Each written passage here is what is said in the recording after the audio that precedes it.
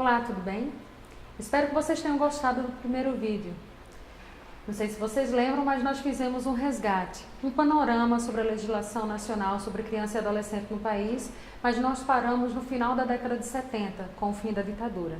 Nesse vídeo nós vamos falar um pouco mais sobre esse processo de construção legislativa no país, mas nós vamos resgatar a partir da década de 80, quando houve uma ruptura entre o processo totalitário e o processo ditatorial.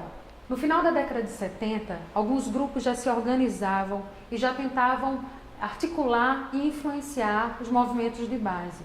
Os movimentos sociais de criança e adolescente já faziam esse papel e faziam muito bem. Alguns movimentos, como a Pastoral da Criança e o Movimento Nacional de Meninos e Meninas de Rua, tinham impacto em âmbito nacional. Foi assim que elas chegaram à Constituinte. E foi muito importante todo esse processo, porque toda a estratégia construída foi feita um pouquinho antes da Constituinte, em 87 e 88. Esses movimentos conseguiram influenciar diversos parlamentares na época de suas campanhas, as diretas já. Porque, afinal de contas, eles haviam assumido um compromisso público de levar o tema criança e adolescente até a Constituinte, e trouxe elementos democráticos ao nosso processo de construção dos direitos humanos. E para passar da época da ditadura a um processo democrático, era preciso haver uma ruptura. Essa ruptura só é possível no cenário legislativo se houver uma Constituinte. No Brasil, entre 87 e 88, nós passamos por uma Assembleia Nacional Constituinte. Ela era formada basicamente por 8 comissões. Cada uma dessas comissões tinha 3 subcomissões. Então, nós tivemos um total de 24 subcomissões temáticas que focavam em algum tema específico. Essas subcomissões faziam um resgate, faziam uma consolidação do que era necessário para a Constituição, passavam às comissões e essas comissões levavam à Assembleia como um todo. Foi esse o processo que foi estabelecido em 87 e isso durou aproximadamente 18 meses. Um dos avanços da Constituinte, por exemplo, foi a troca da terminologia menor por criança e adolescente.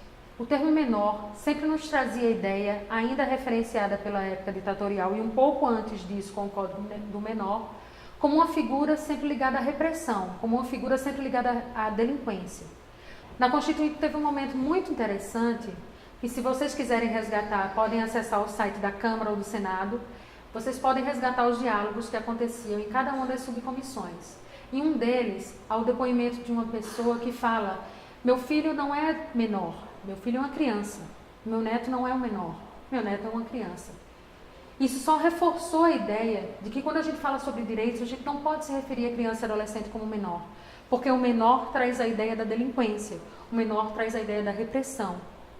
A década de 80 foi uma década muito importante para o processo de redemocratização do país. Na época, infelizmente, nós ainda tínhamos 2 grupos muito fortes e muito atuantes no Congresso Nacional, os menoristas e os estatutistas. Os primeiros ainda tinham a base no Código do Menor, sob a alegação de que para crianças e adolescentes não era preciso uma legislação específica, porque, afinal de contas, existia uma legislação para adultos. A ideia, basicamente, portanto, era resgatar o Código do Menor, porque, basicamente, o foco era na criança e adolescente que sairia do contexto de normalidade social. Portanto, era só resgatar a ideia, a figura do delinquente. Do outro lado, existe a figura dos estatutistas. Esses, um pouco mais próximo do que um pouco mais à frente, seria chamado Estatuto da Criança e do Adolescente. Nesse momento, no entanto, a defesa era pela lógica dos direitos e pela redução da intervenção do Estado na vida da criança e do adolescente, a não ser que fosse para garantir direitos. Consequência de toda essa movimentação, de toda essa articulação dos movimentos sociais de base, nós tivemos mudanças substanciais na legislação. As mudanças trazidas na Constituição Federal de 1988 foram muito grandes. Não só pela mudança de nomenclatura de menor para criança e adolescente, mas basicamente porque o foco mudou. Não mais estávamos focados numa proposta de repressão. Agora, os termos que nos interessam são direitos e garantias. A maior consequência da articulação dos movimentos sociais está consubstanciada no artigo 227 da Constituição Federal. Nela nós temos a identificação de diversos direitos, não de maneira exaustiva. A qualquer momento que forem identificados novos direitos, eles podem ser trabalhados, independente de estarem ou não na Constituição. Mas, além disso, esse artigo trouxe também os atores envolvidos no processo. Nós não temos somente mais a família. A família é apenas um dos atores envolvidos. Nós temos também a sociedade e o Estado. todos eles têm responsabilidade no processo, tanto de construção de direitos, quanto de garantia de cada um dos direitos das crianças e adolescentes no país.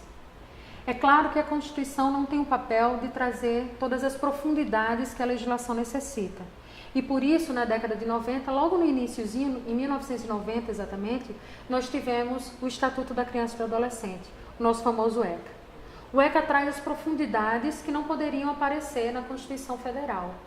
Mas em suas características primordiais nós temos o rompimento com aquele velho paradigma de repressão. A internação, por exemplo, é uma das últimas estratégias a serem utilizadas. Quando nenhuma outra funcionar, é que a intervenção pode ser feita.